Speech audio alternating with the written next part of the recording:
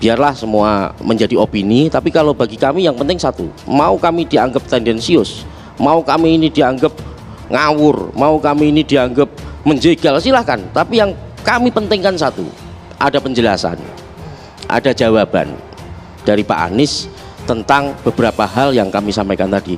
Kapan rumah DP 0% itu akan bisa dipenuhi, kapan lapangan kerja yang dijanjikan melalui OKOC itu bisa direalisasikan, kapan naturalisasi sungai itu bisa terjadi. Bagi kami konsentrasi ke substansi saja Mbak, tidak melebar kemana-mana.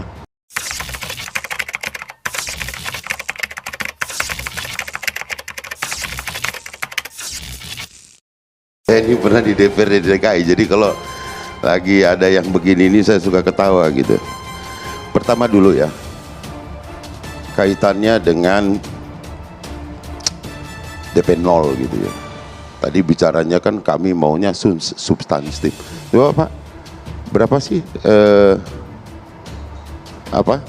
rencana Pemda DKI kaitannya dengan pengadaan rumah susun rakyat itu berapa? Kalau kita bicara substantif berapa sih di dalam RPJMD-nya?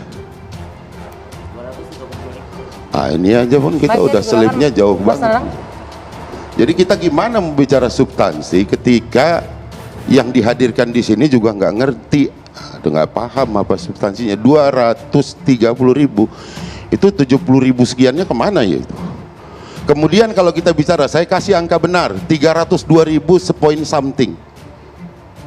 Berapa belahan yang harus dilaksanakan DKI sesuai dengan RPJMD, dan berapa belahan BUMN serta BUMD untuk Rusunawa, Rusunami, dan berapa lama tentang Anies membohong, ya kan? Anies membohong karena kampung akuarium jadi yang digusur Ahok. Anies membohong integrasi transportasi publik yang murah meriah terjadi di Jakarta. Anies pembohong Jakarta International Stadium akan diresmikan di bulan Desember.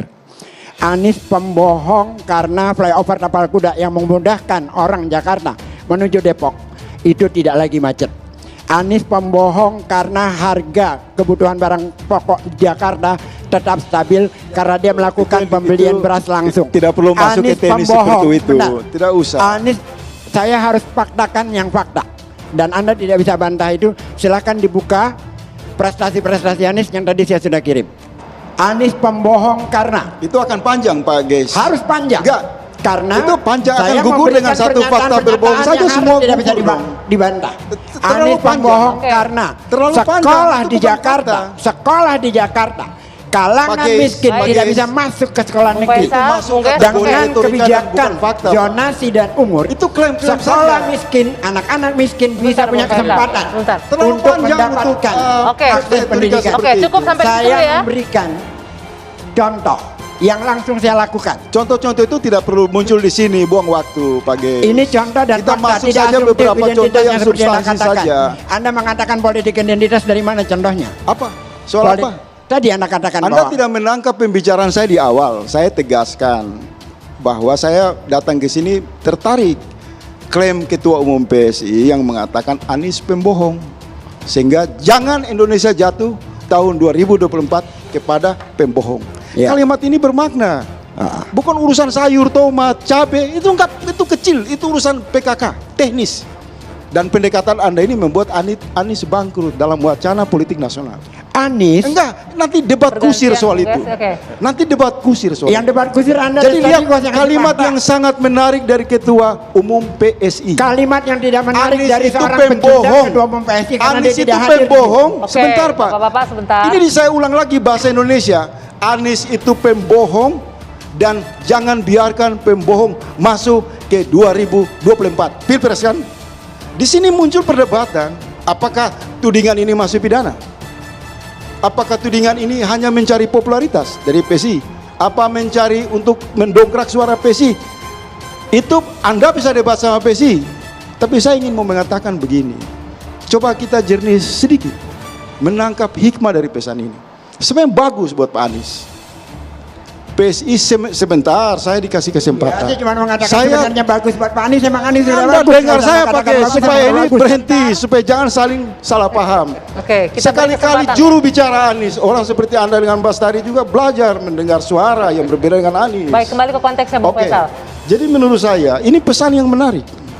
Ada kekhawatiran bahwa kalau 2024 muncul pembohong memimpin republik ini, maka PSI akan menolak. Sebenarnya bukan untuk Anies saja. Saya kira Bisa juga untuk yang lain. juga harus diluruskan Makanya tadi apa saya yang tanya, disampaikan Bung Faisal. saya tanya tadi, Ya kan? apakah PSI menyimpulkan Anies pembohong itu karena trauma dengan rejim-rejim sebelumnya, atau karena memang menyiapkan pemimpin yang lebih jujur dari Pak Anies? Itu tolong dijelaskan Nah, itu kepada kan publik. Silakan, Mas. secara Sebentar, Bung implisit Bestari. Anda sudah menyebutkan bahwa Anies tidak jujur gitu. Itu nggak bisa juga, Saya harus punya bukti. ada hal yang membuktikan Pak Bastari, itu. saya punya bukti, saya kasih tahu.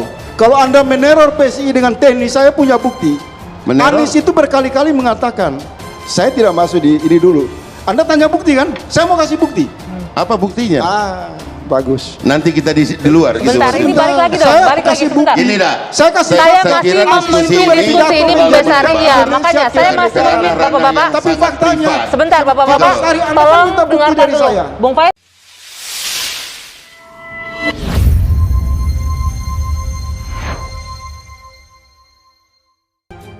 Ada apa ini? Seorang PSI sampai mohon-mohon ke Anies Baswedan. Partai Solidaritas Indonesia kembali menyentil Gubernur DKI Jakarta, Anies Baswedan, terkait dengan penyelenggara Formula E.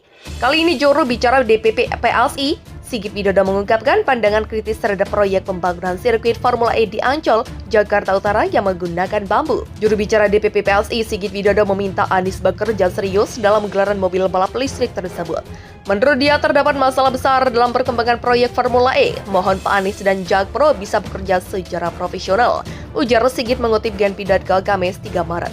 Sigit menjelaskan kerangka Formula E yang menggunakan bambu sudah menjadi pandangan miring di masyarakat. Selain itu, dugaan anggaran yang kurang pun makin memperkeruh penyelenggara Formula E. Sudah kerangkanya dari bambu, sekarang kontraktor butuh tambahan dana lagi. Begitulah jelasnya.